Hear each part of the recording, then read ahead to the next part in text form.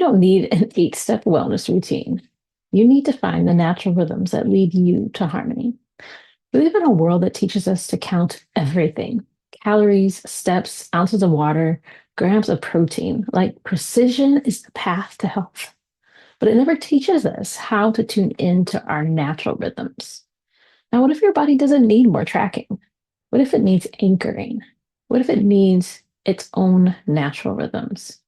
Because when your days have a rhythm, a few simple, steady anchors, your nervous system calms, your energy evens out, and your whole life softens. So today, the R in harmony is for rhythm. And we're talking about the power of daily patterns that regulate you, not restrict you. First of all, I'd like to go over what rhythm means to me, because rhythm is regulation. It's not perfection, it's not control, and it's not restriction.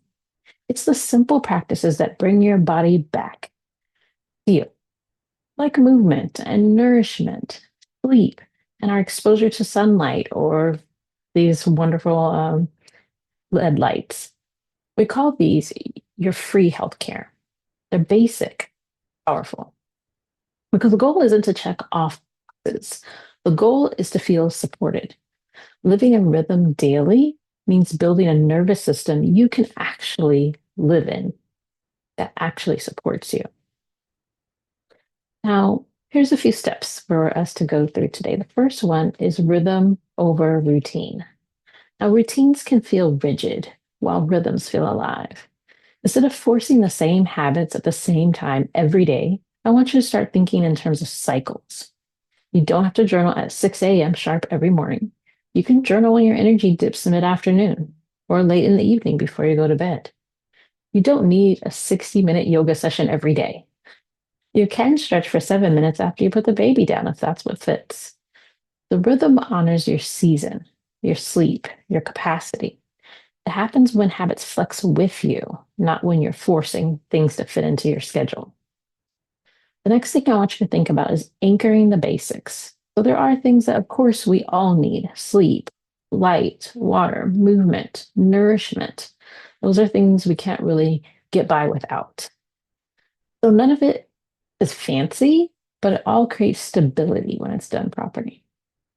So when you stay up all night and then try to wake up early, you're just burning the midnight oil, burning the candle at both ends, as they say, exhausting yourself when you're not getting proper sunlight exposure and you're missing out on movement because you're sitting at a desk all day or um, just not even going outside or moving around.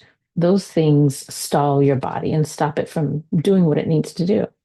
So these aren't just boxes to check off, they're your baseline. When you treat them as non negotiables for support, not punishment, or rewards or obligations, you start to feel grounded again. This is where your body repairs. This is where your energy returns. Now, the next thing would be about following your rhythms, not goals. So we're taught to chase goals: lose 10 pounds, walk 10,000 steps, get 8 hours of sleep. But what if we followed rhythms instead? Not to get a gold star, not to prove anything, but because your body has a current. And when you move with it, everything flows easier. So instead of "I have to hit this number," ask, what would bring me into rhythm today? What feels like ease and flow? That question brings you back to your now, not your pressure. Sometimes you won't have the energy to do what you did yesterday, and that's okay. Sometimes you'll need a bit more sleep or food, and sometimes you'll need less. I need you to learn to tune in with that and flex accordingly.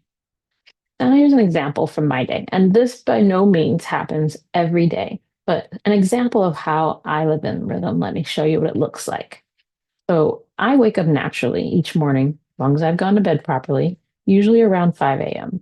I grab some lemon water or some hot tea and ease into my day, catching the sunrise and getting ready for the gym. Now, after the gym, I generally try to make sure I have a high protein meal because that is key.